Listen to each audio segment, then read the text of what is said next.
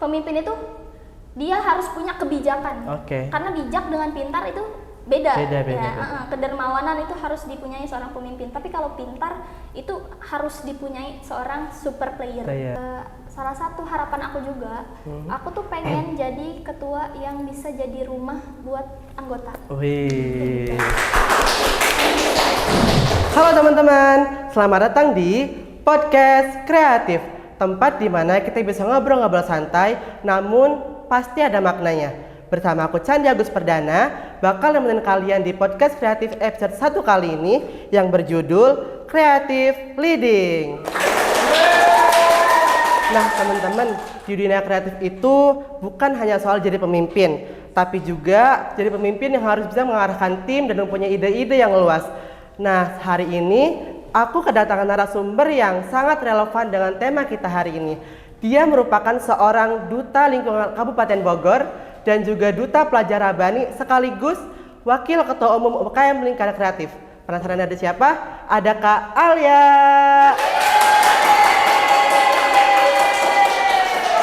Halo Kak Alia, gimana kabarnya hari ini? Halo Candy. Gimana nih kabarnya hari ini? Alhamdulillah aku sehat. Sehat terus ya, karena ini lagi pergantian cuaca nih, lagi musim sakit. Candy gimana kabarnya nih? Baru sembuh nih, habis sakit. Tapi alhamdulillah udah sembuh lagi. Alhamdulillah udah sembuh. Nah hari ini seru banget pastinya, kita bakal ngobrol-ngobrol banyak mengenai kepemimpinan dalam dunia kreatif. Tapi Kak, sebelum kita lanjut nih, boleh Kak Alia untuk perkenalan diri dulu. Nama lengkap Kak Alia siapa, terus backgroundnya apa, kesibukannya sekarang itu ngapain aja sih Kak? Oke, aku izin memperkenalkan diri ya. Nama aku Alia Rahmanisa, biasa dipanggil Sayang. Biasa dipanggil Alia.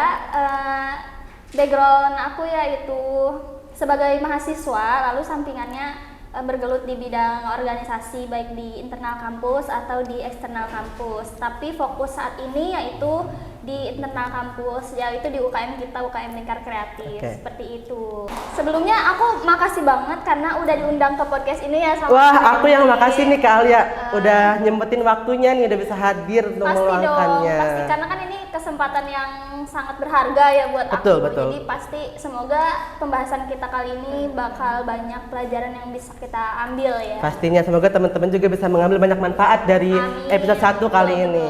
Nah jadi Kak Alia ini kesibukannya tadi yang udah dibilang sibuk dalam bidang organisasi internal di kampus maupun eksternal, tapi sekarang lebih mendalami di internal, yaitu di UKM Lingkar Kreatif. Nah Kak Alia, boleh nggak sih ceritain pengalaman Kak Alia dalam dunia kepemimpinan, terutama kepemimpinan kreatif? Kak Alia kan sudah banyak mengikuti organisasi-organisasi luar nih, jadi duta. Nah itu kan pasti banyak pengalamannya nih. Boleh kali ceritain singkat aja kali. Oke, aku ceritain mungkin sedikitnya ya dari perjalanan aku selama kalau kita tarik dari sebelumnya gimana aku berkecimpung di dunia kreatif. Sebelum bergelut di dunia fotografi, videografi, nah sampingan aku juga sebagai seorang freelancer di bidang modeling. Oke, jadi kalian ini model. Betul, dan perjalanan itu dirintis dari aku kecil, dari umur 5 tahun. 5 tahun? Memang dari umur 5 tahun tuh udah centil, jadi udah sering fashion show, lomba-lomba. Nah kayak gitu, dari situ seiring berjalannya waktu, seneng buat ikut-ikut lomba. Nah ketika beranjak dewasa itu aku udah mulai dikenal sama MUA dan ada beberapa MUA yang ngajak aku collab untuk jadi modelnya. Nah, dari situ berangkatlah karir aku menuju ke dunia modeling. Dari situ aku bergelut di bidang kreatif, di bidang fotografi, videografi, terus modeling. Dari situ aku banyak belajar gimana mengembangkan diri menjadi lebih kreatif. Dan berangkat menjadi kepemimpinannya di organisasi. Motivasi latar belakangnya sih ya karena aku nggak mau Candy kalau misalnya perempuan itu hanya dinilai dari kecantikannya gitu. Bahwa cantik itu hanya sepersekian persen dari value yang ada yang harus dimiliki setiap perempuan gitu. Role model aku pernah ngeliat Harastata. Nah Harastata itu dia modeling juga kan. Aku tahu itu. Kamu tahu? Jawa Barat. Iya, dia modeling sekaligus dia juga penggerak di lingkungan dan banyak prestasi-prestasi lainnya gitu. Jadi aku mau mematahkan bahwa model itu cuma bisa lenggak-lenggok, cuma bisa gaya-gaya doang, cuma banyak gaya aja Iya, lah gitu. betul. Tapi dari situ aku harus bisa mematahkan bahwa jadi model pun kita harus punya kelebihan lain Di bidang yaitu- lainnya. Betul, yaitu dengan tujuan bisa menebar kebermanfaatan dan aku mengimplementasikan itu melalui organisasi. Oke. Jadi kalian ini dulu awalnya dari kecil udah centil jadi Iya. menekuni bidang modeling. Betul. Dan dari modeling akhirnya menekuni bidang-bidang yang serelevan kayak videografi, Nah, fotografi, betul. edit-edit video sendiri gitu ya Kak. Iya, karena kebetulan kan aku juga seneng, jadi aku ngejalaninnya tuh nggak merasa keberatan. Oke, anggapnya hobi gitu ya. Anggapnya Kak? hobi yang memang kebetulan jadi sebuah apa ya, jadi bisa jadi masukan ya, bisa banyak lah pelajaran yang bisa aku Betul, ambil. betul, betul. Kalau kalian kan jadi duta lingkungan Kabupaten Bogor nih. Iya. Boleh ceritain pengalaman sedikit gak sih selama jadi duta lingkungan itu ngapain aja gitu? Siapa tuh teman-teman tertarik mau jadi duta lingkungan juga. Kalau di duta lingkungan itu kegiatannya sih pastinya kita bergerak di bidang lingkungan ya. Betul. Untuk kayak pencegahan bencana, resiko, ya bagaimana tuh pencegahannya seperti apa, terus menjaga lingkungan itu seperti apa. Nah nantinya programnya itu tiap bulan pasti kita ada actionnya dan itu Oke. dan organisasi itu dinaungi oleh DLH Kabupaten Bogor. Nah, seperti kalau yang kemarin aku ikuti itu di Eco Ranger yang kolaborasi sama UNICEF, itu tuh seperti lomba apa ya? Lomba gagasan ide aksi dari seluruh sekolah, dari anak-anak di seluruh Indonesia itu bagi yang gagasannya itu dibuatnya per kelompok. Oh, Nanti per kalau yang kelompok. gagasannya paling bagus itu didanai sama Kementerian Lingkungan Wah, Hidup keren. sebesar 12 juta dan Wah. kebetulan kelompok aku menang di 10 besar. Wih. Dan sekarang aku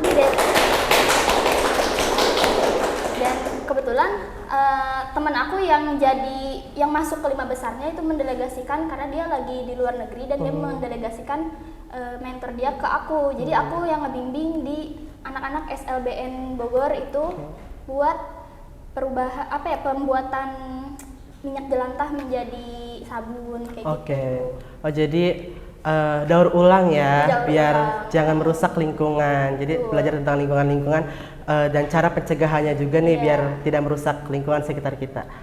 Betul. Iya betul kayak gitu.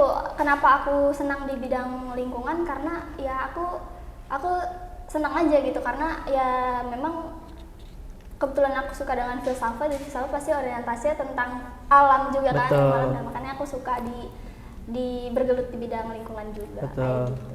Nah Kak, kalau kita ngomong-ngomong tentang kepemimpinan dalam dunia kreatif, itu kan kalau kita dengar kata pemimpin, pastinya orang-orang mikir pemimpin itu tegas. Pemimpin itu harus bisa mengarahkan timnya. Tapi menurut kalian sendiri, ada nggak sih perbedaan pemimpin dalam dunia kreatif sama pemimpin di bidang lainnya? Nah itu pertanyaan bagus Candy.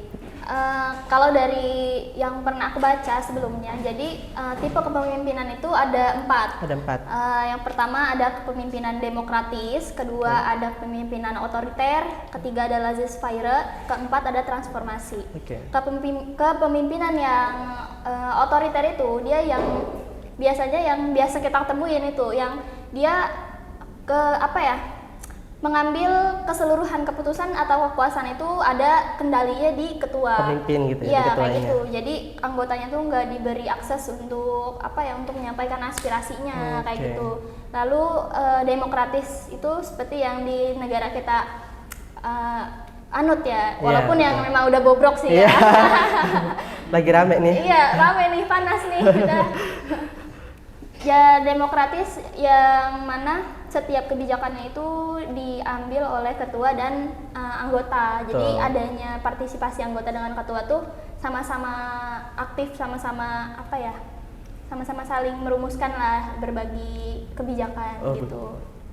Lalu ada laissez-faire. Laissez-faire itu tipe kepemimpinan yang mana si pemimpinnya itu dia lebih menugaskan ke anggotanya. Jadi anggota juga diberi hak wewenang untuk mengambil keputusan. Oke. Jadi dia mungkin kalau yang bisa dibilang dia bertolak belakang dengan yang otoriter tadi. Kalau Oke, otoriter tadi dia ibaratnya tajam ke atas, tajam ke bawah, tumpul ke Tumpul ke atas. Tapi kalau yang laissez-faire ini dia lebih tajam ke bawah, tumpul tumpul ke tajam ke atas, tumpul ke bawah, terbalik. Iya, kayak gitu. Lalu ada transformasi. Kalau transformasi ini dia lebih ke tipe kepemimpinan yang inovatif dan dia punya pembaharuan sendiri gitu. Di tiap masanya gitu. Iya, bahasanya seperti itu. Jadi bisa dibilang mungkin lingkar kreatif juga bisa dibilang kita tipe kepemimpinan dengan transformasi, yaitu perubahan dan lebih merujuk ke inovasi baru lah kayak gitu. Karena kan di lingkar ini kita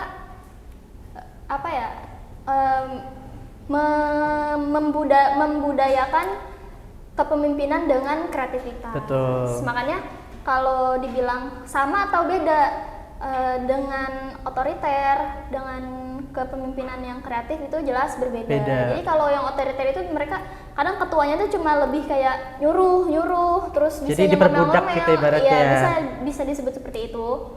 Tapi kalau yang inovatif itu kita bekerja bersama beriringan dan saling bertukar pikiran, ide-ide kreatif lah, kayak gitu.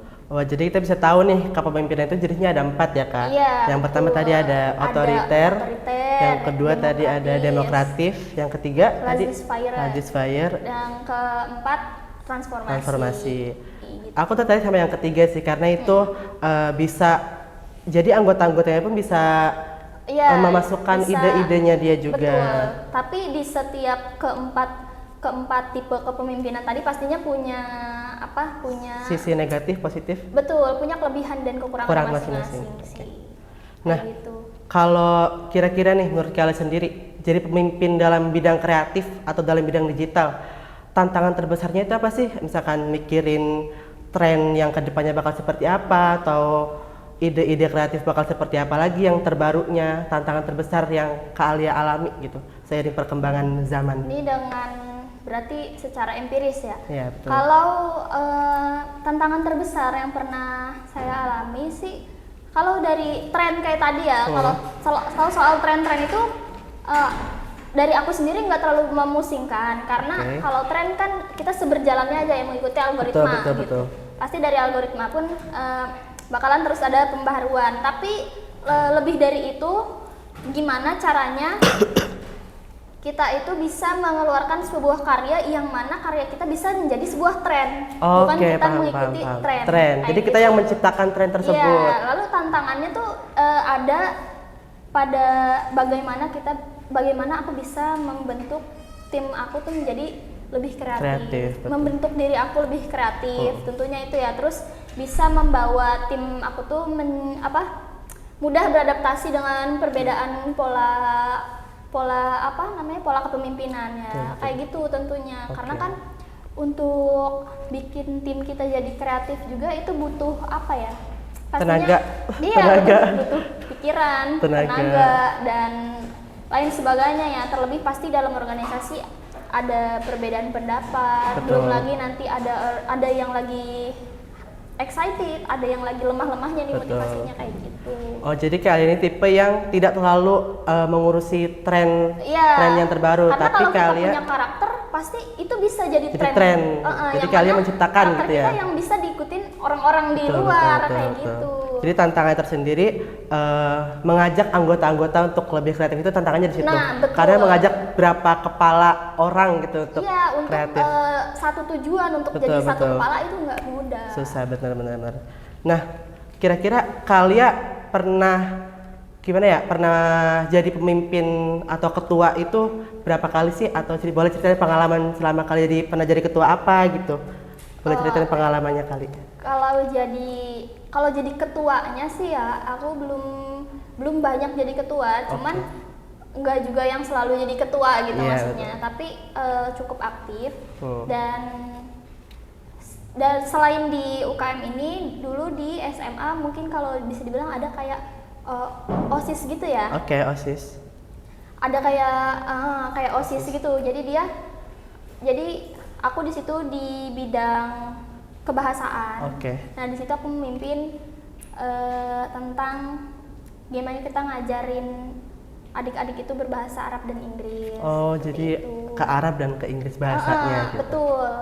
Kayak gitu. Nanti kita yang merancang program-programnya kesehariannya seperti apa, terus metode pembelajarannya seperti apa. Kayak gitulah kira-kira. Oke. Berarti kalian sudah mengalami ini jadi pemimpin, terus mengajak anggota-anggota untuk berpikir kreatif. Berarti udah banyak pengalamannya kali ya. Ya dibilang banyak sih enggak. Sejauh ini kan aku masih tetap terus bertransformasi Oke. ya sedikit banyak sih ada bekal gitu. Cuma Betul. pastinya untuk melewati itu semua nggak mudah, tapi itu betul-betul berharga sih buat aku. Oke, betul. Nah, tadi kan kita ngomongin tentang perbedaan pemimpin yang kreatif sama pemimpin di bidang lain. Sekarang aku mau nanya nih mengenai skill dan mindset yang dimiliki seorang pemimpin kreatif itu apakah harus pinter banget atau harus memiliki otak yang encer gitu untuk mengajak anggotanya, itu skill atau mindset apa sih yang harus diperlukan? Nah ini bagus banget ini pertanyaannya ya. Tapi balik lagi ini menurut aku ya. Betul. pandangan Ini kan narasumbernya Kalian, jadi Iya. pengalaman Kalian sendiri nih. Kita cerita-cerita jadi idealnya sharing. menurut aku ya. Betul. Kriteria yang baiknya dimiliki seorang pemimpin itu pertama dia harus punya mimpi yang tinggi. Oke. Harus punya mimpi yang tinggi. Dia punya motivasi yang kuat gitu buat ngebawa anggotanya tuh mau dibawa kemana gitu, betul. visi dan misinya tuh apa gitu. Itu harus diperkuat karena Oke. ketika kita punya mimpi yang tinggi lalu berhasilnya itu bakalan jadi kelebihan buat kita, dan kegagalannya itu ya pasti segagal-gagalnya itu kalau mimpi kita tinggi kita jatuh nggak bakal terlalu Jatuh jatuh banget, gitu kan. gitu ya. Ibaratnya kayak bermimpi setinggi mungkin, jadi ketika kamu jatuh di barisan bintang-bintang. Wih. Jadi jatuh pun ada pelajaran yang bisa kita Betul. ambil. Jadi gitu. jatuh pun nggak yang jatuh banget keselokan. Ya, jatuh gitu. kosong nggak punya apa-apa, tapi ini Iya. jatuh kita punya pemikiran lagi, punya Betul. pelajaran-pelajaran yang bisa kita ambil dari kegagalan tersebut. Benar. Jadi dijadiin kegagalan itu, dan kedua tuh kualifikasi yang harus dimiliki seorang pemimpin itu dia punya jiwa yang punya hati yang besar. Dalam artian tuh dia rela berkorban. Oke. Gitu. Karena ketika kita memutuskan untuk mau menjadi pemimpin, berarti kita sama aja dengan mempertaruhkan sekian banyak waktu kita Betul, untuk betul. berfokus di organisasi atau lembaga tersebut. Betul. Karena kayak jadi organisasi, karena jadi pemimpin pasti waktu itu udah bakal terus kebuang banyak ya. benar, waktu, tenaga, pikiran, bahkan dana gitu ya kan. Betul. Pasti itu bakal dicurahkan seluruhnya ke organisasi kita kalau memang kita punya hati yang besar. Betul. Dan kayak nggak mungkin nggak sih kalau jadi ketua tapinya kayak dia pelit, Iya. terus dia jadi ketua dia nggak mau berkorban, kan Nggak itu mau nggak berkontribusi banget kan? sama anggotanya Iya, gitu. itu nggak banget. Jadi ya saya rasa sih itu, karena kalau kita udah punya dua itu kita bisa berpijak ke step-step selanjutnya yang memang bisa membawa kita menuju kesuksesan dari visi organisasi itu. Oke, Kayak betul. Nah, tadi kan skill dan mindset dari pemimpin. Tapi misalkan kita ngomongin kualitas yang dipunyai seorang pemimpin, itu harus seperti apa sih kualitasnya, dan apakah bisa gitu misalkan orang-orang yang belum punya jiwa pemimpin atau belum ada pengalaman itu bisa nggak jadi pemimpin, atau harus ada kualitas tertentu yang pemimpin itu harus seperti ini loh gitu. Jadi kalau tadi yang ditanya kayak misalnya apakah pemimpin harus pinter gitu, Iya, itu seperti itu. apakah harus berprestasi, Nah, itu betul. Sebetulnya kalau soal kita mau jadi pemimpin, kalau mau jadi pemimpin doang, Betul. ya kalau menurut aku sih kepintaran itu nggak Seberpengaruh menjadi, itu. Iya, nggak menjadi patokan utama. Gitu. Oke. Karena aku pernah baca bahwa kalau pemimpin itu namanya dia super coach. Super Tapi coach. kalau anggota yang bermain dia namanya super player. Oke. Super player. Nah, mindset yang harus dimiliki oleh seorang pemimpin itu dia mindset yang super coach, bukan Oke. super player. Jadi Oke. kalau apa bedanya super coach dengan super player? Kalau super player itu dia bisa dibilang anggota ya mungkin yang dia tuh kerjanya untuk menghasilkan suatu produk atau suatu jasa. Betul. Tapi kalau super coach dia nggak menghasilkan, tapi bagaimana cara dia menghasilkan? Dia dengan memengaruhi orang untuk menghasilkan. Oke, kayak paham, gitu. paham. Jadi super coach itu dia yang ngatur anggotanya, buat anggotanya itu bisa ngeluarin inovasi-inovasi baru kayak gitu. Jadi intinya pemimpin itu harus ada keberanian dulu kali ya. Betul, harus untuk mengajak anggota-anggotanya nih harus kalian tuh kayak gini iya, gitu. Dia harus bisa mengatur super playernya. Iya, betul, mengatur anggotanya, mengatur timnya, mengajak. Jadi kalau soal kepintaran itu boleh jadi ya, jadi kalau pemimpin itu dia harus punya kebijakan. Karena bijak dengan pintar itu beda. Kedermawanan itu harus dipunyai seorang pemimpin. Tapi kalau pintar itu harus dipunyai seorang super player. Gitu, karena kan dia nanti yang akan ngasilin produk kan. Kayak misalnya divisi desain, nanti kan dia menghasilkan desain. Kayak gitu. Lalu kepintaran yang dimiliki oleh ketua, kepintaran bagaimana kita mengelola timnya. Seperti itu. Nah, kalau aku kan sebagai anggota nih, kalian sebagai wakil ketua, anggota itu rata-rata kurang open minded ke ketua atau ke kadif-kadifnya. Nah, gimana cara pemimpin itu bisa mengajak anggotanya untuk lebih terbuka lagi, untuk bisa kalau ada masalah curhatin, pokoknya untuk lebih terbuka, dan kalau ada saran kasih aja sarannya, kasih aja masukan, karena rata-rata anggota itu lebih sering insecure sama saran yang mau mereka kasih gitu. Tadi misalkan mereka mau ngasih saran nih, dan mereka kayaknya saran aku nggak bener deh, padahal mereka belum mengasih saran itu. Dan itu gimana kalian cara mengajak anggotanya buat lebih open minded gitu? Nah, hal itu juga yang sedang aku dan ketua aku tuh usahakan di UKM kita ini, yaitu membangun sebuah culture baru, membangun budaya baru. Dan untuk membangun budaya pasti kita butuh namanya ritual baru. Ritualnya itu bukan berarti ritual kayak peribadahan dengan nyembah-nyembah, itu enggak. Cuman kita dengan ritualnya misalnya kita open discussion, terus kita saling bertukar pikiran di situ, adu gagasan itu seperti apa gitu. Terus kalau misalnya untuk pendekatan ke anggota ya, ada mungkin anggota yang dia nggak enak nih mau menyampaikan aspirasinya.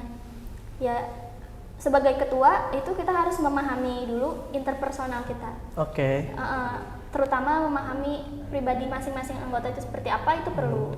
Jadi karakteristik masuknya. Nah, betul. Jadi ketika kita dihadapkan dengan suatu masalah, kita bisa kita bisa memberikan solusi yang efektif, yang relevan dengan dengan karakter orang tersebut. Contohnya misalnya kalau Candy ini kan orangnya misalnya perasa gitu, jadi harus ditegur, dinasihatin secara lembut, secara dari hati ke hati.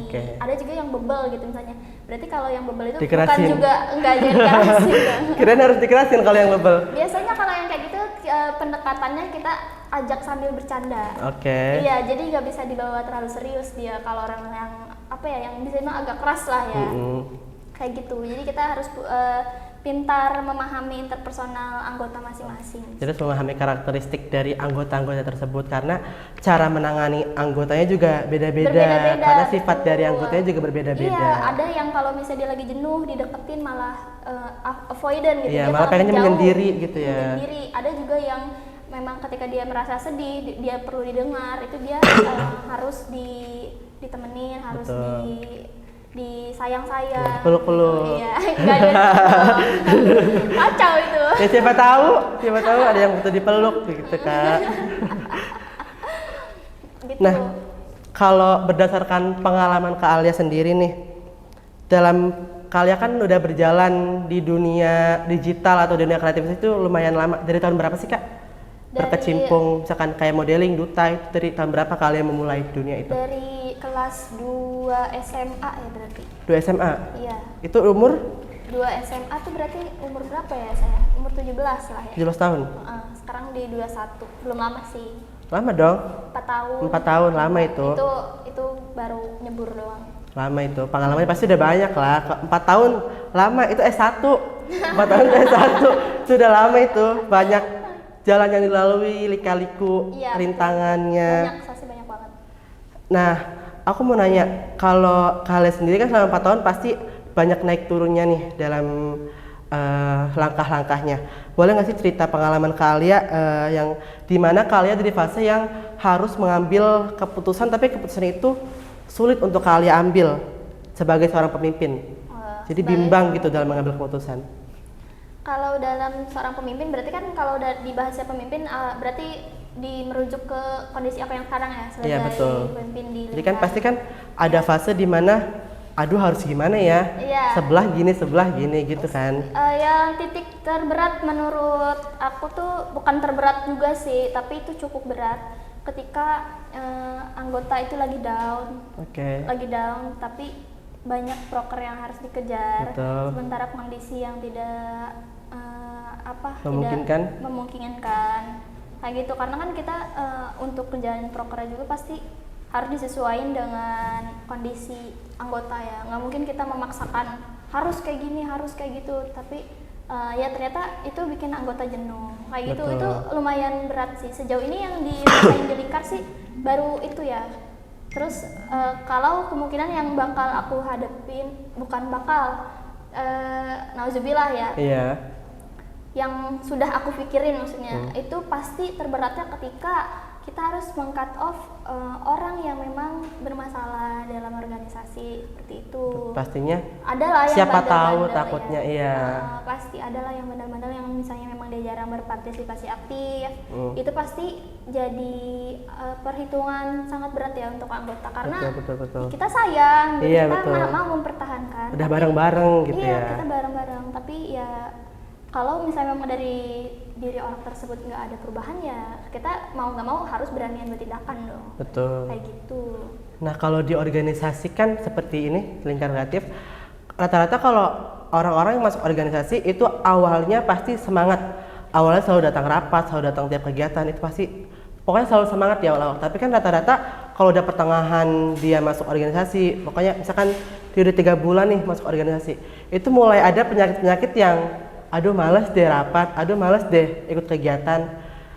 Kak Alia sendiri gimana cara menangani anak-anak yang sudah rawan di hal tersebut gitu? Pasti itu pasti Betul, selalu ada. Betul, itu pasti ada.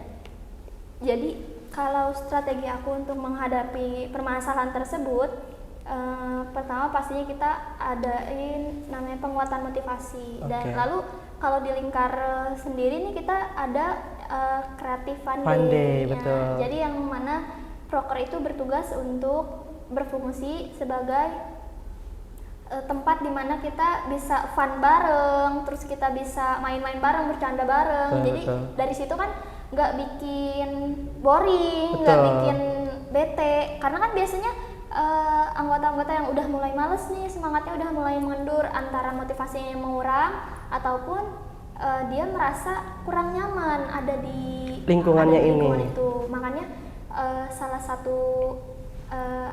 satu harapan aku juga, aku tuh pengen jadi ketua yang bisa jadi rumah buat anggota. Wih. Jadi pemimpin yang memang bisa jadi tempat pulang. Karena jadi pemimpin itu ketika kita memutuskan untuk jadi pemimpin, bukan cuman kita bisa Mengatur. nyuruh-nyuruh, ngatur, Betul. ngontrol kayak gitu, tapi kita juga harus siap jadi damkar, jadi psikolog, jadi dokter, bahkan jadi ibu. Iya, gitu jadi kan, ibu sih. buat Itu. anggota Kan Umi, sendiri. ini Uminya Lingkar. Iya, jadi semua yang dibutuhin sama anggota pasti kita akan berusaha untuk bisa Betul. menaungi itu. Sebagai seorang pemimpin, pemimpin. kayak gitu. Jadi anak-anak Lingkar misalkan mau cerita udah ngedown, boleh cerita ke Kak Alia? Boleh banget itu. Malah kadang kalau misalnya aku suka nanya nih kayak ada 1-2 orang yang kok dia kayaknya jarang muncul ya, kenapa ya? Suka kepikiran. Kalau Oke. jadi ketua tuh udah gitu. Iya, betul, Ketua betul. itu banyak pikiran. Jadi ada anggota nih, kok dia jarang muncul, kenapa ya? Coba chat deh. Kamu kenapa? Ada apa? Mungkin dia lagi butuh waktu. Ya Iya. udah, nggak apa-apa gitu. Kalau memang dia mau cerita tuh pasti cerita. Cerita, boleh. Kalau mungkin enggak pun ya udah nggak apa-apa. Yang penting kita kasih space dulu buat dia selesai dulu sama diri dia sendiri. Karena nggak semua orang mau menceritakan apa yang dia alami kan. Tadi Iya. yang tadi Kak Alia bilang personal atau sifat tiap orang itu Pasti beda-beda. Jadi cara menangani juga beda-beda. Betul, karena kan apalagi soal cerita ya. Iya, Kadang kan betul. kalau cerita itu ada yang kita juga nggak tahu yang dirasain itu apakah dia jenuhnya soal organisasi atau bahkan mungkin ada hal yang lebih privacy kayak masalah keluarga kan nggak mungkin ya diceritain kalau bukan sama orang yang benar-benar deket sama dia gitu. Jadi dikasih space aja. Jadi anak-anak Lingkar yang mau curhat boleh ke Umi, curhat ke Umi Lingkar. Boleh, pasti aku seneng banget sih kalau ada orang yang cerita sama aku tuh pasti aku seneng banget. Karena karena aku sendiri senang jadi pendengar, dan memang jurusan impian aku tuh sebetulnya sebelum aku masuk di ekonomi syariah itu aku pengen jadi psikolog. Rawat jalan lah. Enggak lah, bohong, memang aku sakit mental kayak gitu.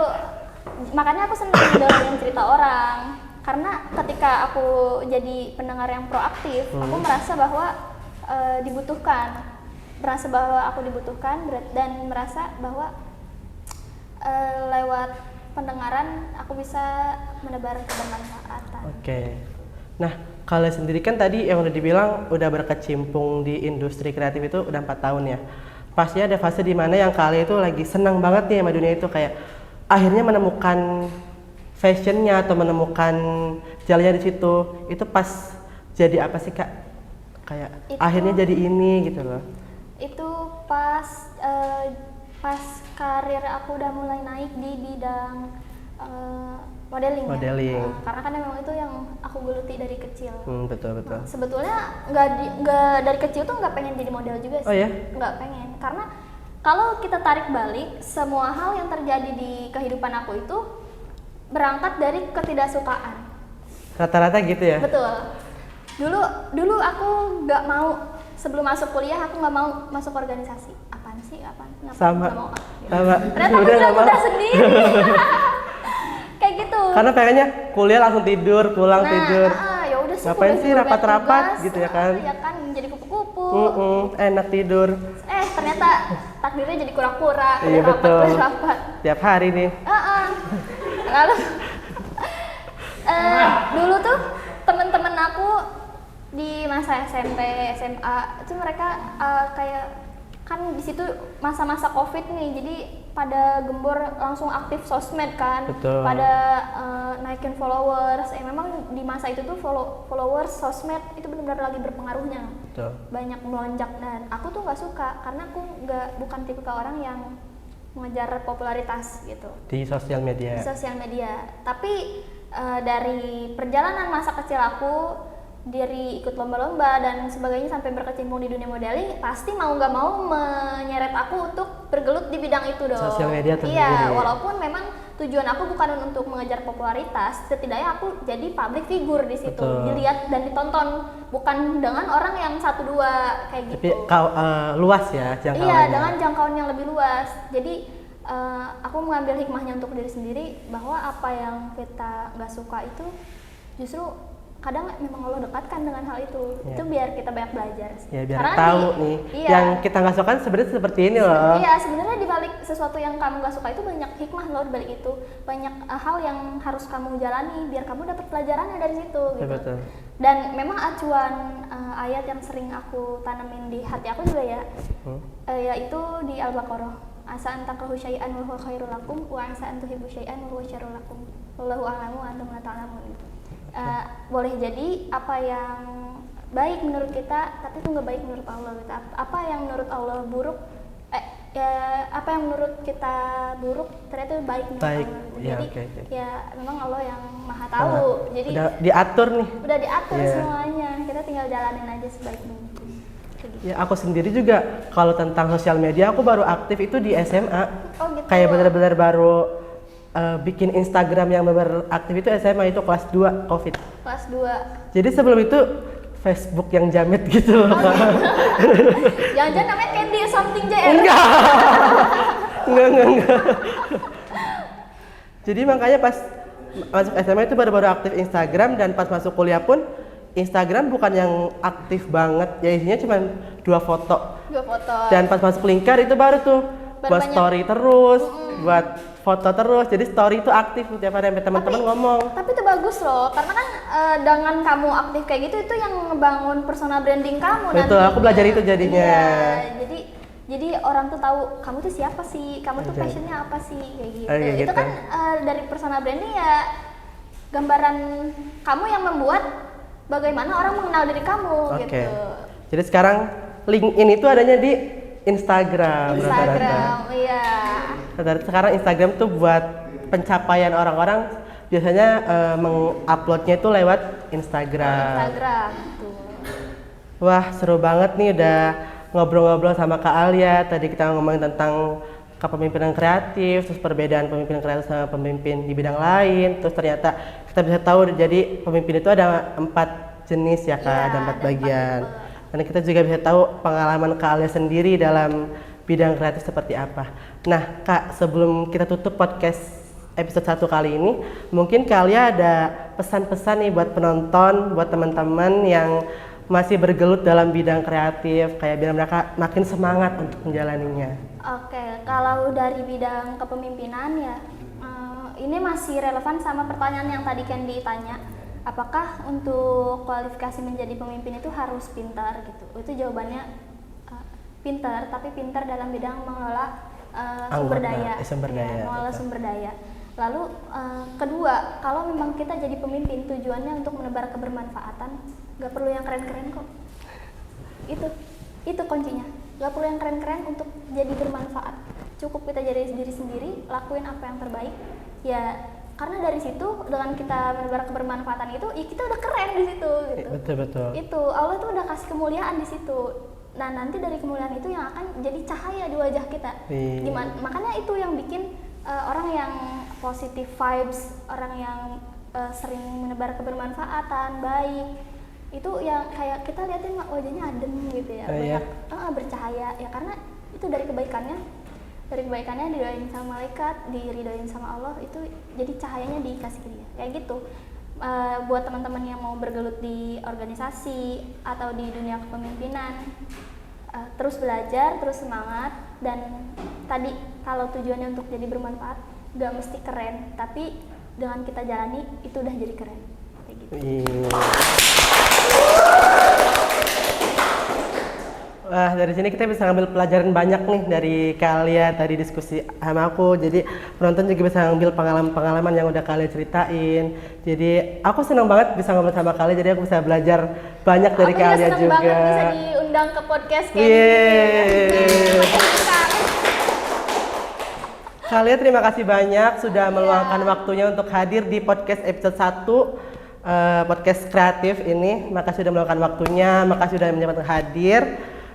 Buat teman-teman, terima kasih sudah menonton. Jangan lupa pantengin terus Instagram @kreatif_unpam untuk next episode podcast kreatif yang lebih seru, tentunya lebih dengan narasumber yang lebih seru lagi, dengan host-host yang nantinya pasti bakal berbeda tiap episodenya. Aku Candi Agus Perdana, terima kasih sudah menemani podcast episode 1 kali ini. Terima kasih dan sampai jumpa.